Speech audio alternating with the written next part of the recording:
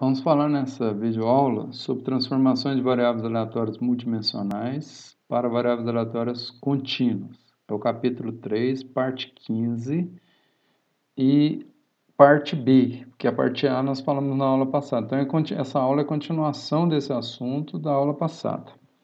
Então, nós vamos falar agora especificamente sobre transformações lineares e o método Box-Miller. Então, uma classe de transformações importantes é a das transformações lineares. Nessa classe, nós consideraremos um vetor x, do qual conhecemos a função densidade conjunta, uma matriz de constantes A, então não é de variáveis aleatórias, P por P, invertível, ela tem a inversa clássica, e um vetor B também conhecido de RP. Então, A e B constantes, né, uma constante matricial, e B uma constante vetorial do RP.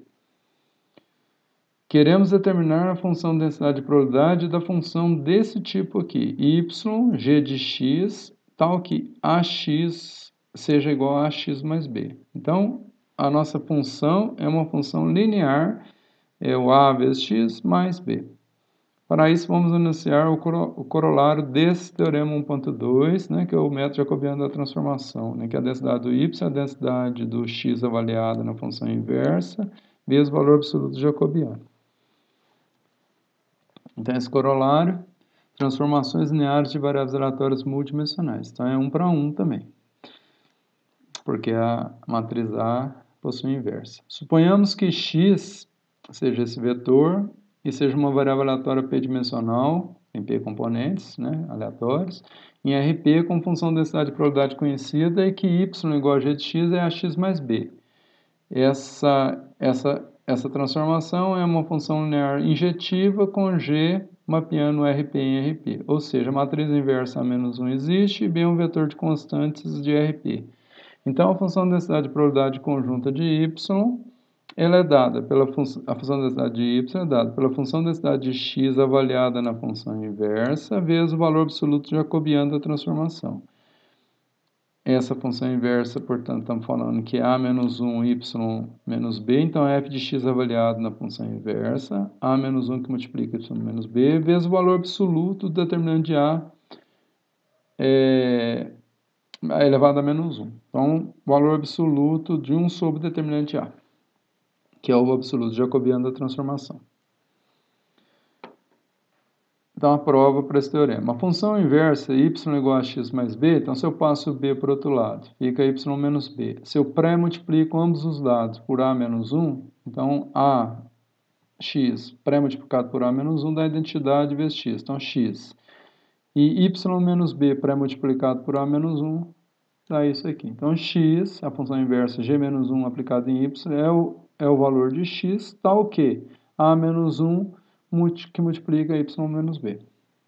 Portanto, o jacobiano da transformação é a derivada dessa função g menos 1 de y em relação a y. Ora, isso aqui funciona como se fosse uma função escalar, né? Então, o jacobiano é o determinante da derivada dessa função em relação a y. É como se fosse uma função escalar. Pense que o a menos 1 seja um k. Então, nós teríamos ky vezes menos kb. Kb derivada em relação a y, não tem b, a constante é zero. E ky, derivada de ky em relação a y é k, é a própria constante. Quem é o k? É a menos 1. Então, é como se fosse a mesma coisa. Em funções lineares, as derivadas matriciais, vetoriais, funcionam como se fossem funções escalares. Então, você pode pensar como se estivesse derivando uma função escalar. Se o a fosse um escalar, o a menos 1 fosse um número escalar, fixo. E não depende do y. Então, o jacobiano da transformação é a derivada da função inversa em relação a y. Então, isso, como vimos, vai dar o k, que é o a menos 1. Então, como é o determinante, o jacobiano é o determinante dessa derivada, então temos o determinante do a menos 1. Existe uma propriedade determinante que o determinante da inversa é igual ao recíproco do determinante da matriz, ou seja, o determinante elevado a menos 1. Então, o determinante de a elevado a menos 1, 1 sobre o determinante de a. Então, isso é uma propriedade matricial para toda matriz que tem determinante. Substituindo esses resultados em 5, no nosso teorema, obtemos o resultado almejado, concluindo a prova. Então, basta pegar a função, o g-1, que é a-1 y menos b, no lugar do x, né? O f de g-1 é o f de a-1 que multiplica y menos b, vezes o jacobiano da matriz, o valor absoluto do jacobiano da matriz A, determinando a matriz A elevado a menos 1. Portanto, teremos a prova que é o resultado almejado. f de x, a-1, y avaliado em a-1 que multiplica y menos b, vezes o valor absoluto jacobiano da transformação, que é determinante de a-1, o valor absoluto disso. Porque não se falou nada que A seja positiva definida. Só que A é uma matriz que tem inverso. Então, ela pode ser negativa definida ou não definida. O próximo exemplo ilustrará a gênese da distribuição normal multivariada a partir de uma transformação linear de um vetor de variáveis aleatórias normais padrão independentes. Para facilitar, vamos definir algumas quantidades matriciais. Vamos considerar que A seja simétrica, P por P, cujos autovalores reais são apresentados por lambda1, lambda2, lambda-P. E os autovetores correspondentes a lambda-I por P negrito, índice I variando de 1 até P. Então, lambdas, autovalores, são escalares. PI, vetores p-dimensionais. Tá? Então, pertencentes a RP. Então, a nossa matriz A, pela decomposição espectral, nesse caso, nós estamos fixando a matriz A como simétrica, matriz real simétrica. Então, ela tem uma decomposição que a gente chama de decomposição espectral, dada por P, que é a matriz desses autovalores, de autovetores. Cada autovetor desse aqui, P1, compõe a primeira coluna. Cada autovetor compõe uma coluna. P2 compõe a segunda coluna. P3, a terceira coluna. Até PP, a pésima coluna dessa matriz P. Lambda, a matriz que tem uma matriz diagonal com os autovalores na sua diagonal. Lambda 1 na diagonal 1, lambda 2 na diagonal 2, lambda P na diagonal P. Então, como ela é diagonal, o resto é zero. Se nós fizermos P lambda P transposto, nós recompomos a matriz A. Quem é P? A matriz, os autovetores nas suas colunas, formando as suas colunas. Quem é lambda? A matriz dos autovalores, uma matriz diagonal. Então, os lambda 1, lambda 2, lambda P estão na diagonal dessa matriz lambda. O resto é zero. E P transposto é o transposto dessa matriz de autovetores. Isso, em notação, a gente pode expressar como uma soma. Quando o I for 1, nós temos o que a gente chama de espectro 1. Quando o I for 2, nós temos uma matriz P por P, que é o espectro 2. Veja que é P vezes P'. P' dá P por P a matriz, vezes lambda 1 correspondente, vai dar um escalar vezes uma matriz P por P, dá P por P. Então, cada espectro, quando I for 1, quando I for 2, é uma soma de espectros determinados por esse lambda e por esses P's, autovalores e autovetores. Se você vai no R com a matriz A, define a matriz lá e usa o comando eigen, E-I-G-E-N, eigen, é um termo que vem do alemão, esse comando te produz uma lista com dois objetos. Um são os autovalores, na forma vetorial, ele não solta nessa forma matricial aqui não, diagonal. Então, os autovalores, os P autovalores, e uma matriz P com os autovetores, a matriz de autovetores. Então, esse objeto tem os autovalores e os autovetores. O comando eigen.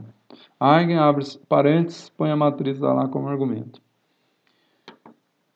Dizemos que a matriz A ela é positiva definida se todos os seus autovalores são positivos. Então, se o lambda I para todo I, variando de 1 a P, for maior que zero, então a matriz A é positiva definida. Então, a gente classifica a matriz positiva definida olhando os autovalores dela. Da mesma forma, a matriz é considerada negativa definida se todos os seus autovalores forem negativos. E não definida se tiver autovalores positivos e negativos. Então, negativa definida, os lambda I são todos menores que zero. Não definida, porque tem autovalores positivos e negativos. Se houver autovalores positivos e nulos, ela é classificada só positivos e, eventualmente, um ao menos nulo, ela é classificada como positiva semidefinida. Se houver autovalores negativos e nulos apenas, ela é classificada como negativa semidefinida.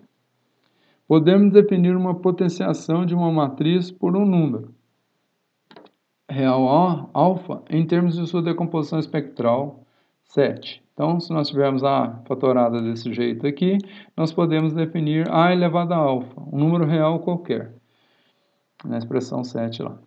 Então, A elevado a alfa é P lambda elevado a alfa, P transposto. Então, o que nós estamos fazendo? Nós estamos operando somente a matriz dos autovalores, a diagonal.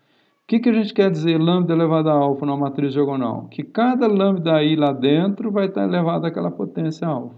Se o alfa for 2, então lambda 1 ao quadrado, lambda 2 ao quadrado na diagonal. Se for menos meio, então nós vamos ter 1 sobre a raiz quadrada do lambda 1, 1 sobre a raiz quadrada do lambda 2, e assim por diante. Se for meio, raiz quadrada do lambda 1, raiz quadrada do lambda 2, e assim por diante.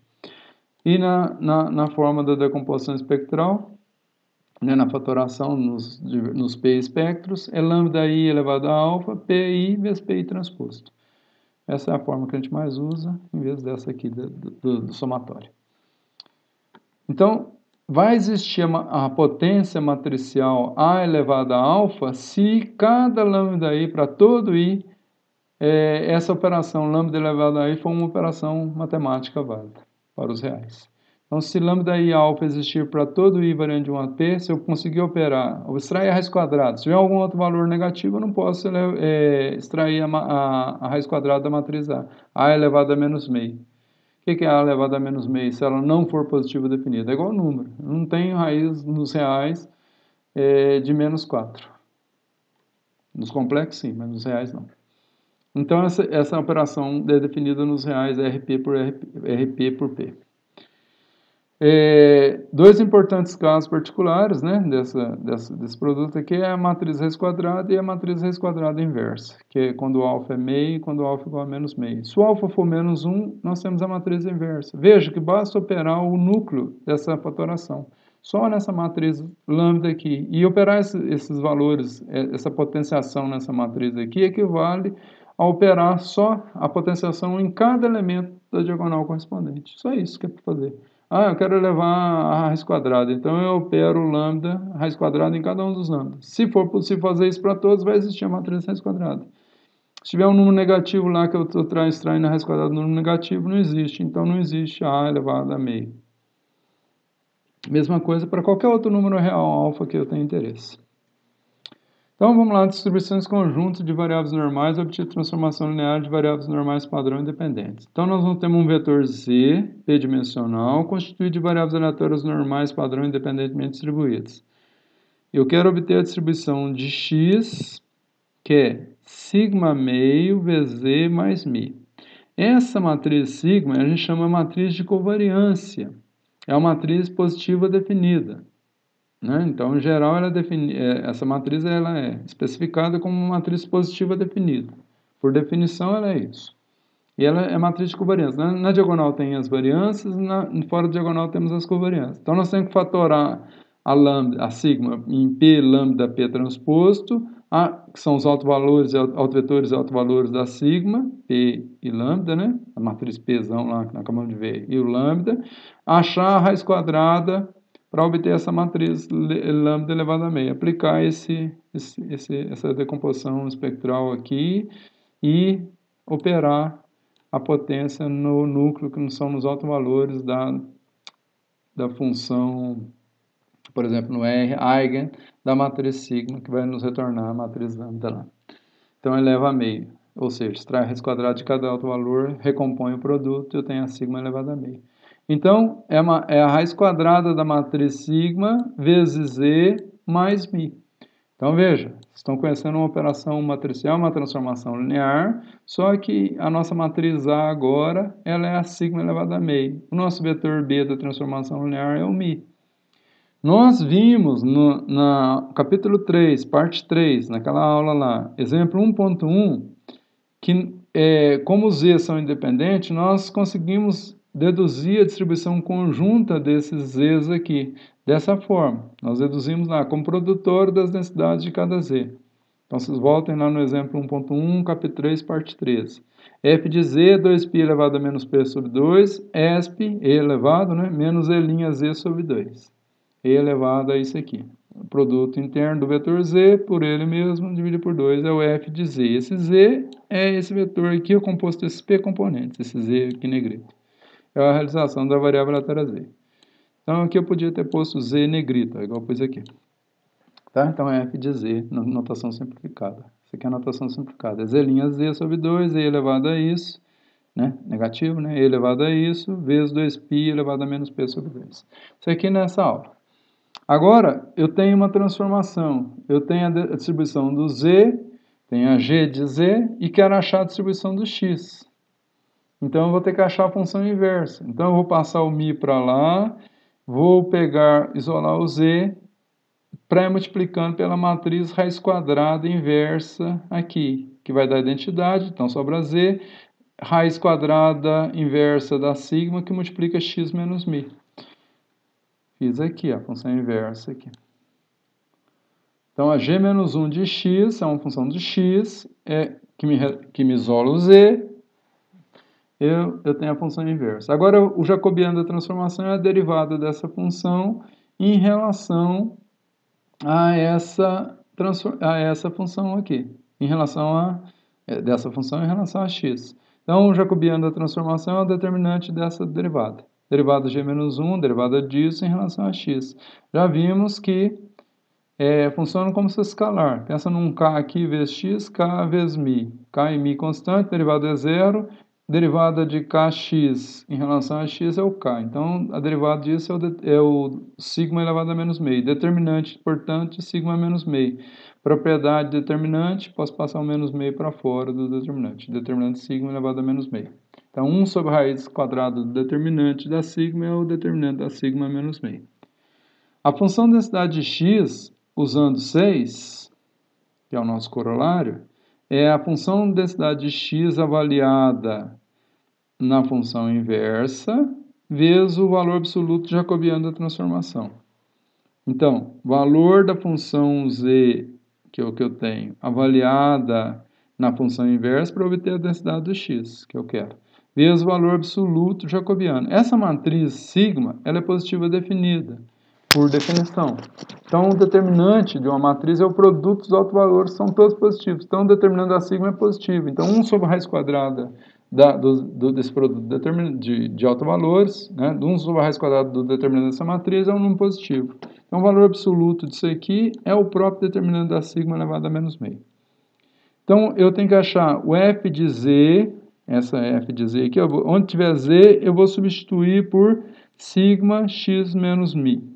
Sigma menos meio, que multiplica x menos μ. E vezes o valor absoluto jacobiano. Então, z', z. Então, no lugar da z, está a função inversa. Então, z'. Então, isso aqui transposto.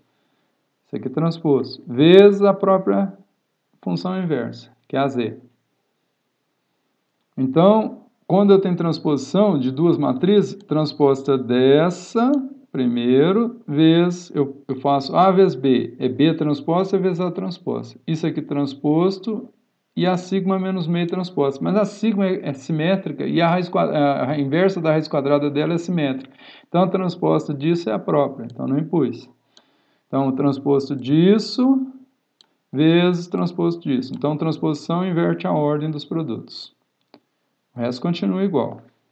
O jacobiano dessa transformação aqui, ó, determinante da sigma a menos meio, vezes 2π, p menos 2, vezes o valor jacobiano, transportei para cá. 2π, p menos 2, determinante da sigma menos meio, que é o jacobiano. O valor absoluto dele é o próprio, porque a sigma é positiva definida, o determinante é positivo. Continuando, então. Então, esse termo veio de lá, né? Esse está de trás e esse aqui é o jacobiano de transformação no meio aqui. Esse aqui. E elevado a isso aqui, né? E agora eu tenho isso transposto vezes isso, tirei o parênteses aqui, vezes x menos μ. Isso aqui vezes isso, a raiz quadrada inversa, vezes a raiz quadrada inversa dá inversa. Se quiserem, depois eu posso mostrar isso, se não tiverem dúvida de como que é isso. Mas imaginem vocês que 1 sobre a raiz de 2, 1 sobre a raiz de 2 dá 1 quarto. 1 sobre raiz de 2 vezes 1 sobre 1 meio, né? Desculpe. 1 meio, que é a inversa do número 2, tá? Então, eu tenho 2, o recíproco dele, que é a inversa, é 1 sobre 2. Então, se eu multiplico a raiz quadrada, 2 elevado a menos meio, vezes 2 elevado a menos meio, eu tenho 1 sobre 2, que é a inversa do 2. Se o meu sigma original é 2. Só para mostrar em termos escalares. Então, isso aqui dá a inversa. Matriz inversa, raiz quadrada vezes a matriz raiz quadrada, dá a inversa, porque está inversa. Se fosse sigma meio vezes sigma meio, daria sigma meio, a sigma. A raiz quadrada vezes a raiz quadrada dá a original. Como está inverso, dá a inversa. X menos mi, sigma menos 1, x menos mi transposto, sigma menos 1, x menos mi. Esse termo aqui a gente chama de distância de Mahalanobis de x para a sua média, dividido por 2. Então, nós temos aqui a densidade da distribuição normal multivariada, não dá para fazer mais nada. Então, 2π elevado a menos p sobre 2, determinante da sigma menos meio, que veja do jacobiano da transformação, e elevado a isso aqui. Esse expoente aqui, ó, é a distância, aqui em cima, é a distância de Mahalanobis do vetor x para o centro, que é a média da distribuição. É uma distância ponderada pela recíproco da variância. Imagina um caso univariado. Então, x só tem uma variável. Vamos supor x. Então, fica x menos mi vezes x menos mi. Dá x menos mi ao quadrado, escalar. Sigma menos 1 é a matriz que só tem um elemento, que é a variância, que é o sigma 2 da variável x, a única variável que temos no sistema. Então, P igual a 1. Então, fica sigma 2 elevado a menos 1, então é 1 sobre sigma 2. Então, x menos mi ao quadrado sobre sigma 2. E tem um 2 aqui, então, sobre 2 sigma 2. Então, isso aqui dá exatamente o e elevado a menos x menos mi ao quadrado sobre 2 sigma 2. E elevado a isso. O determinante dessa matriz é o próprio sigma 2. Então, fica a raiz quadrada, 1 sobre a raiz quadrada de sigma 2. 2π elevado a menos meio. Então, 1 sobre a raiz de 2π. 1 sobre a raiz de 2 sigma 2. Então, dá 1 sobre a raiz de 2π sigma 2 no denominador. 1 sobre raiz de 2π vezes sigma 2. E no expoente, x menos mi ao quadrado sobre 2 sigma 2. No expoente do e. Então, o caso multivariado é exatamente a generalização do caso univariado. Se eu pego a 1, essa densidade resultante aqui dá o caso univariado. O que dá isso aqui? Variância, se for P igual a 1. Variância elevada a menos meio. É 1 sobre desvio padrão. X menos a média. O que dá a transformação original? Desvio padrão, raiz da variância, sigma 2 elevado a meio é o sigma, vezes e mais mi. Então, o x é a forma da desvio padrão vezes a variável mais a média, é a forma da despadronização. Quem que é essa outra forma da função inversa? X menos a média dividido pelo desvio padrão. É a forma da padronização da variável. Então, a função inversa é a forma da padronização da variável aleatória. E a transformação aqui é a forma da despadronização da variável aleatória. Multiplica pelo desvio padrão e somamente. Aqui, subtrai a média e divide pelo desvio padrão. Portanto, a gente diz que x tem distribuição normal p variada, esse símbolo aqui se distribui como normal p variada, com média, que são os parâmetros da distribuição. Um vetor de médias mi é um vetor p-dimensional, mi1, mi2, mi-p, e matriz de variâncias, onde tem as variâncias das diagonais e covariâncias fora das diagonais, matriz de variâncias covariâncias sigma, que é uma matriz positiva definida. No próximo teorema, vamos tratar de uma das mais importantes transformações de duas variáveis aleatórias uniformes independentes no quadrado de lado 1. Essa transformação gera duas variáveis aleatórias normais padrão independentes e é usado para simular dados da distribuição normal. É um método conhecido como Box-Miller. Então, é usado para gerar variáveis aleatórias normais ou independentes ou multidimensionais, porque a gente viu a partir das normais padrão 0,1, a gente gera normais multidimensionais. Só aplicar aquela transformação lá que eu mostrei no exemplo anterior. Vamos considerar então que x1 e x2 são variáveis aleatórias uniformes 0,1 independentemente distribuídas. Então, x1 e x2 são as variáveis no quadradinho lá, lembra? No quadrado unitário, que nós já fizemos exemplos. Então, as variáveis obtidas por y menos 2 vezes o logaritmo neperiano de x1, raiz disso, vezes cosseno de 2π x2, y2, menos 2 ln de x1, seno de 2π x2, elas possuem distribuição normal padrão e são independentemente distribuídas. Então, y1 e y2, com essa transformação, tomando o logaritmo da x1, aplicando o cosseno de 2π x2, fazendo essa conta. Mesma coisa aqui, ó, logaritmo do x1, fazendo essa conta. 2π do x2, agora seno, em vez de cosseno. Então, o que mudou daqui para cá é o seno e o cosseno. Essas duas novas variáveis, então, pego duas variáveis, duas realizações uniformes, transformo desse jeito, faço essa continha aqui, obtenho duas realizações de normais padrão independentes. Então, é simples, né? Gerar dados de normais. Vamos provar que y1 e y2 têm distribuição normal padrão e são independentes. Como é que nós vamos provar isso? Que a densidade dessas duas aqui vai dar a densidade de duas normais padrões e produto delas, porque são independentes. Então, a densidade do y1 vezes a densidade do y2 vai dar a distribuição conjunta, densidade conjunta.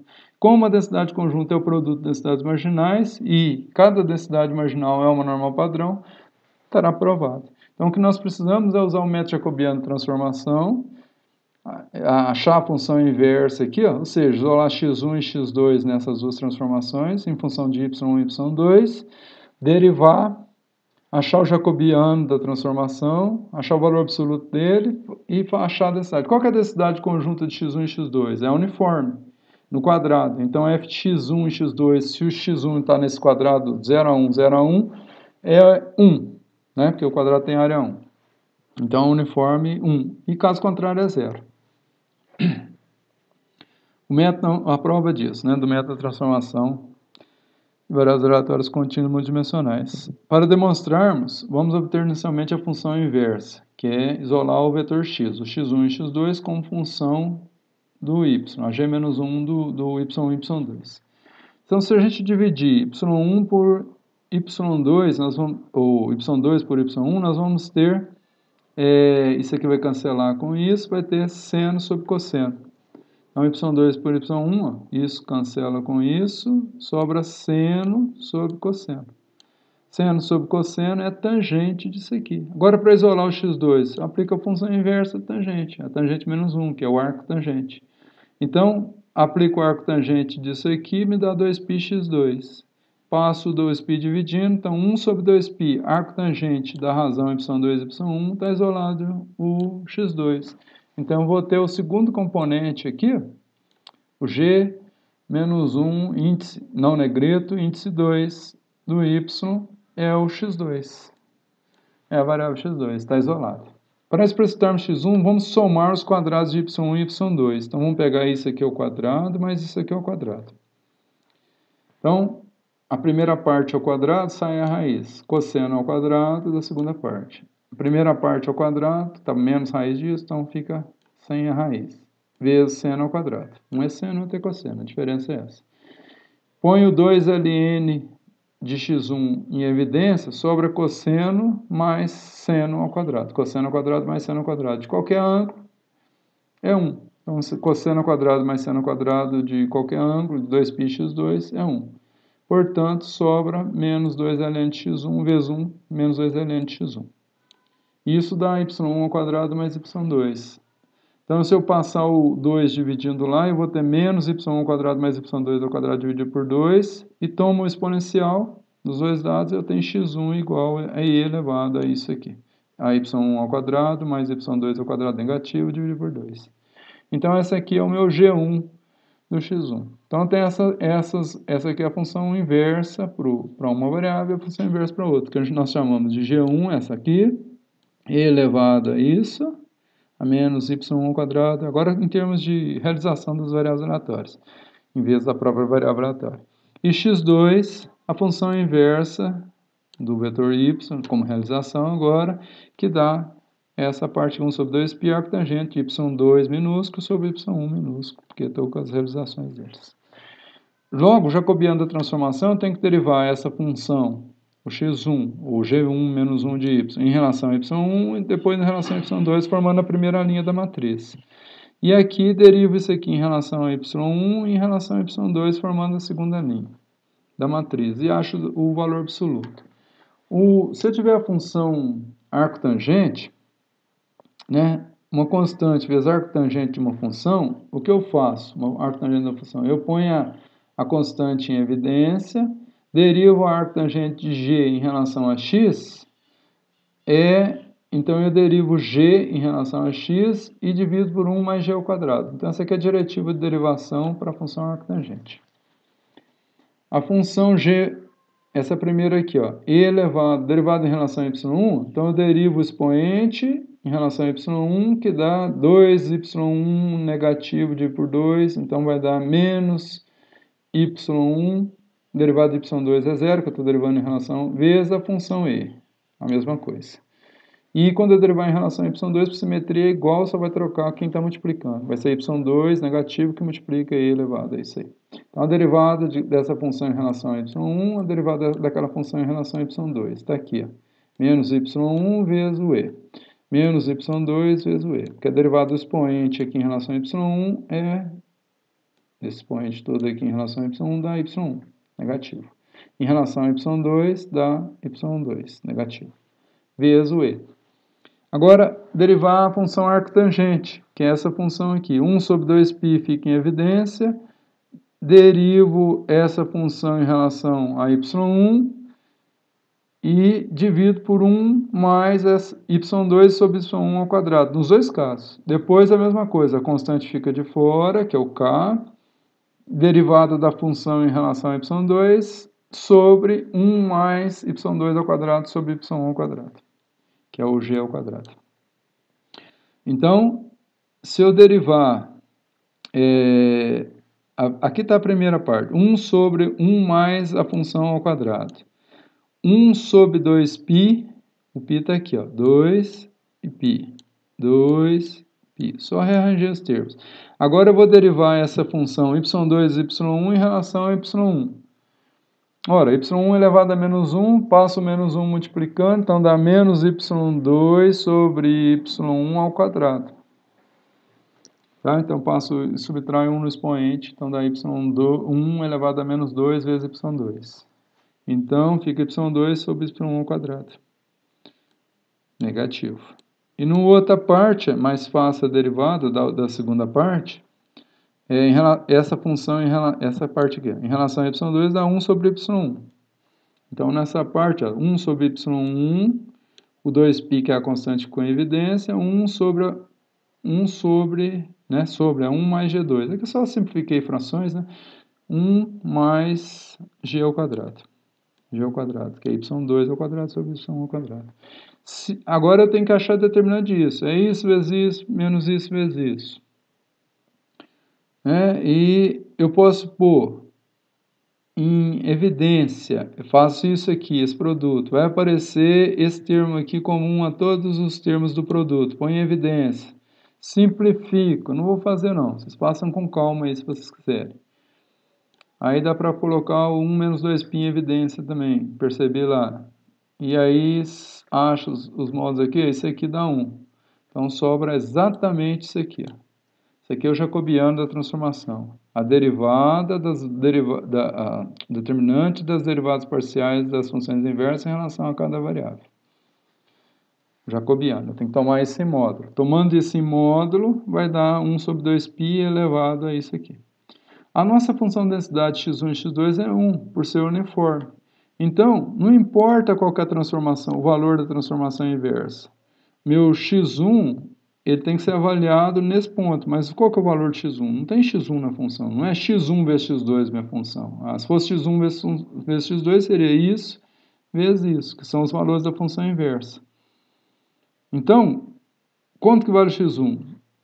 Né? Não depende de x1. Quanto que vale x2? A função não depende, porque ela é uniforme, ela é constante. Para todos x1 e x2 no quadrado unitário. Portanto, não importa os valores de x1 e x2 que eu tenho aqui na função inversa, que vai dar 1. Então, o valor da minha função aqui é 1. Vezes o valor em módulo do jacobiano da transformação, que é 1 sobre 2π elevado a menos y² mais y² sobre 2. Depois de simplificar aquelas contas ali. Que deu isso aqui, então, portanto.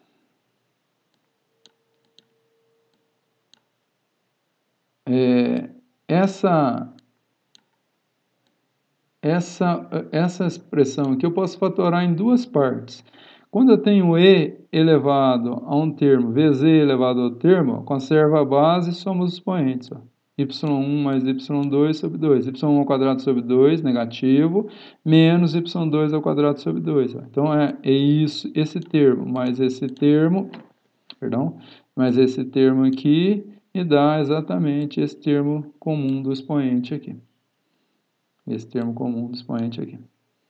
E 1 sobre raiz 2π vezes 1 sobre raiz 2π, se eu multiplico isso por isso, eu recomponho 1 sobre 2π, que está aqui. Então, essa função densidade conjunta eu posso fatorar como produto dessa densidade aqui,